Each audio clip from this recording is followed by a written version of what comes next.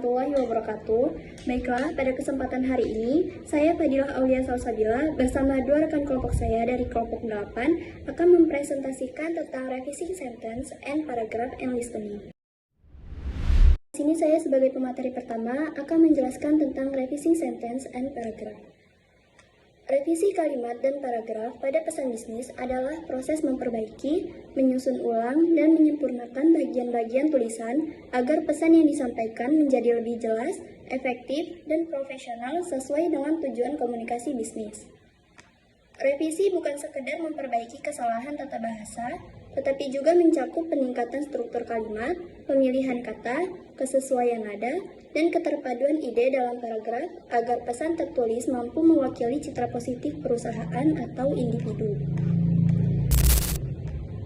Selanjutnya ada revisi kalimat. Revisi kalimat berarti memperbaiki susunan kata dalam sebuah kalimat agar lebih ringkas, lugas, dan mudah dipahami pembaca. Dalam bisnis, kalimat harus disusun secara langsung, sopan, dan efisien karena penerima pesan seringkali mengutamakan kejelasan dan kecepatan memahami informasi.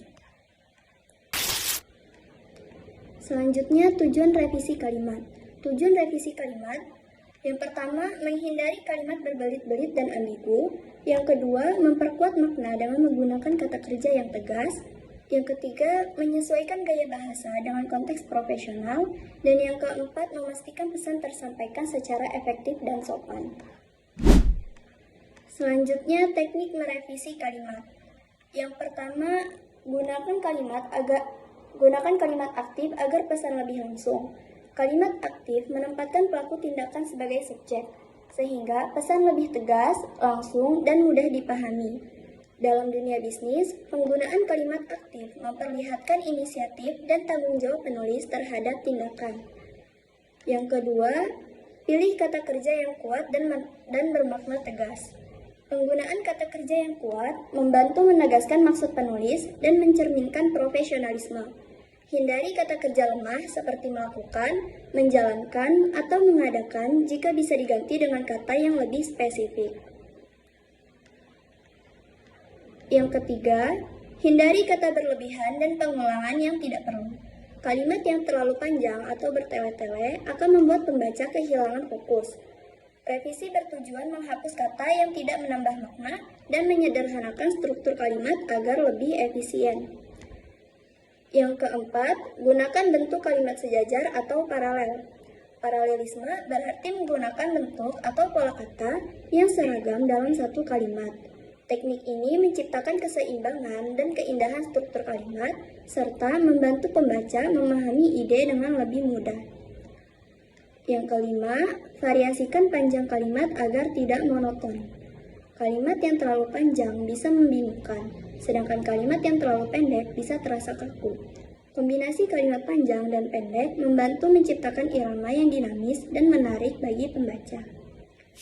Selanjutnya ada contoh revisi kalimat. Sebelum revisi, dengan ini kami ingin memberitahukan kepada Anda bahwa rapat koordinasi kemungkinan besar akan diadakan pada hari Senin depan. Sedangkan sesudah revisi, kami informasikan bahwa rapat koordinasi akan diadakan pada hari Senin depan. Baiklah, cukup sekian yang bisa saya sampaikan. Saya lanjutkan kepada pemateri kedua. Baik, saya Erdia Griawati sebagai pemateri kedua akan melanjutkan materi tentang revisi paragraf. Revisi paragraf adalah proses meninjau kembali isi paragraf untuk memastikan bahwa setiap paragraf memiliki satu ide pokok utama yang didukung oleh kalimat penjelas dan tersusun secara logis. Dalam pesan bisnis, paragraf yang baik membantu membaca memahami informasi dengan cepat tanpa menimbulkan kesalahpahaman. Selanjutnya yaitu ada tujuan revisi paragraf. Tujuan revisi paragraf dibagi menjadi 4, yaitu yang pertama, menegaskan ide pokok agar tidak melebar. Yang kedua, memperbaiki alur dan keterpaduan antar kalimat. Yang ketiga, menggunakan transisi agar paragraf terasa mengalir. Yang keempat, menyesuaikan panjang paragraf agar proporsional dan mudah dibaca. Selanjutnya yaitu ada teknik merevisi paragraf. Yang pertama yaitu menentukan kalimat utama yang jelas dan relevan. Kalimat utama pada paragraf bisnis harus langsung menyampaikan tujuan pesan seperti pemberitahuan, permintaan, atau penawaran. Hindari kalimat pembuka yang bertele-tele. Selanjutnya yaitu memperkuat kalimat pendukung agar pesan lebih meyakinkan. Kalimat pendukung digunakan untuk menjelaskan alasan, bukti, atau manfaat dari isi utama pesan bisnis. Revisi dilakukan dengan menghapus informasi yang tidak relevan atau menambahkan data yang memperkuat argumen. Yang ketiga yaitu menyusun paragraf secara logis dan terpadu. Dalam pesan bisnis, ide-ide harus disusun secara berurutan dan mengalir. Paragraf yang baik dimulai dari ide utama, diikuti penjelasan, dan diakhiri dengan penegasan atau tindak lanjut. Yang keempat yaitu menggunakan transisi agar tulisan mengalir. Transisi menjaga keterpaduan antar kalimat dan paragraf, sehingga pesan bisnis terasa lebih sopan dan mudah diikuti. Selanjutnya yaitu ada contoh revisi paragraf. Sebelum direvisi yaitu kami berterima kasih atas kerja sama Anda selama ini. Kami juga ingin menyampaikan bahwa beberapa produk baru kami sudah tersedia di pasaran. Kami berharap Anda dapat segera melakukan pemesanan untuk memenuhi kebutuhan pokok Anda. Kami akan memberikan potongan harga khusus untuk pembelian awal bulan ini. Sesudah direvisi yaitu terima kasih atas kerjasama Anda selama ini. Saat ini beberapa produk baru kami telah tersedia di pasaran. Kami berharap Anda dapat segera melakukan pemesanan karena kami memberikan potongan harga khusus untuk pembelian pada awal bulan ini. Selanjutnya yaitu ada gaya penulisan yang baik. Tulisan bisnis yang baik memiliki ciri-ciri. Yang pertama yaitu sopan, jelas, dan profesional. Yang kedua menggunakan bahasa yang mudah dipahami. Yang ketiga yaitu tidak bertele-tele. Yang keempat disesuaikan dengan budaya, organisasi, dan tujuan pesan. Selanjutnya yaitu ada peran revisi dalam dunia kerja. Revisi berperan penting untuk memastikan pesan tertulis, mudah dipahami, dan bebas dari kesalahan.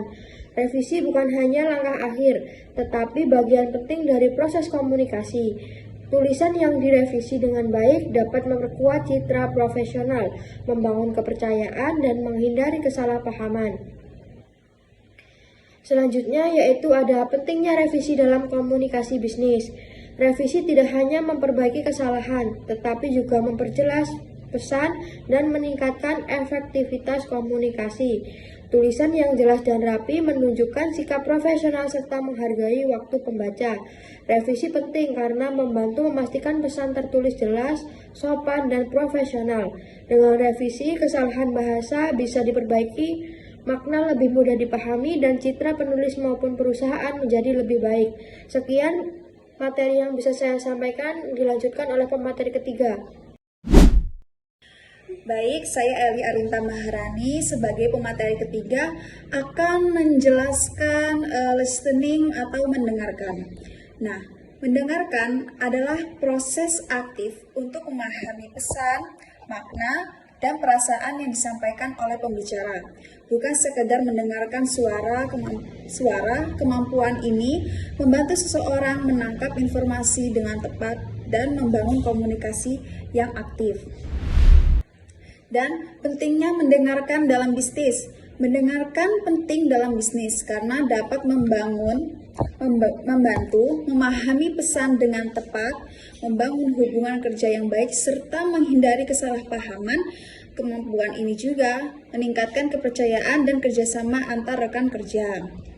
Nah, di sini ada jenis-jenis mendengarkan. Yaitu ada 4. Yang pertama itu active listening. Active listening itu yaitu fokus penuh pada pembicara untuk memahami pesan. Yang kedua, empathy listening, yaitu mendengarkan dengan empati dan memahami perasaan lawan bicara. Yang ketiga, critical listening, yaitu menganalisis isi pembicaraan secara logis dan objektif. Dan yang keempat, ini ada appreciative listening, yaitu mendengarkan untuk menghargai atau menikmati pembicaraan. Dan di sini juga ada strategi mendengarkan efektif. Nah, strategi mendengarkan efektif itu di situ ada 8 ya. Yang pertama itu fokus penuh pada pembicara. Yang kedua, hindari gangguan seperti ponsel atau percakapan lain. Yang ketiga, jangan menyela ketika orang lain berbicara. Keempat, gunakan bahasa tubuh positif seperti anggukan atau kontak mata. Yang kelima, catat poin penting selama pembicaraan. Yang keenam, klarifikasi bila ada hal yang belum jelas. 7, berikan tanggapan dengan sopan dan relevan. Dan 8, tunjukkan empati terhadap pembicara. Di sini juga ada peran mendengarkan dalam kepemimpinan. Pemimpinan yang baik itu harus menjadi pendengar yang aktif. Dengan mendengarkan, pemimpin dapat memahami kebutuhan tim, mengambil keputusan yang tepat, serta membangun kepercayaan dan kerjasama dalam organisasi. Nah, dari kesimpulan tersebut, revisi kalimat dan paragraf serta kemampuan mendengarkan sama-sama penting dalam komunikasi bisnis. Revisi membuat pesan tertulis lebih jelas dan profesional. Sedangkan mendengarkan itu membantu memahami pesan lisan yang tepat. Keduanya itu membentuk komunikasi yang efektif, sopan, dan membangun kepercayaan di lingkungan kerja. Baik, mungkin cukup sekian dari presentasi kelompok 8. Kami akhiri. Wassalamualaikum warahmatullahi wabarakatuh.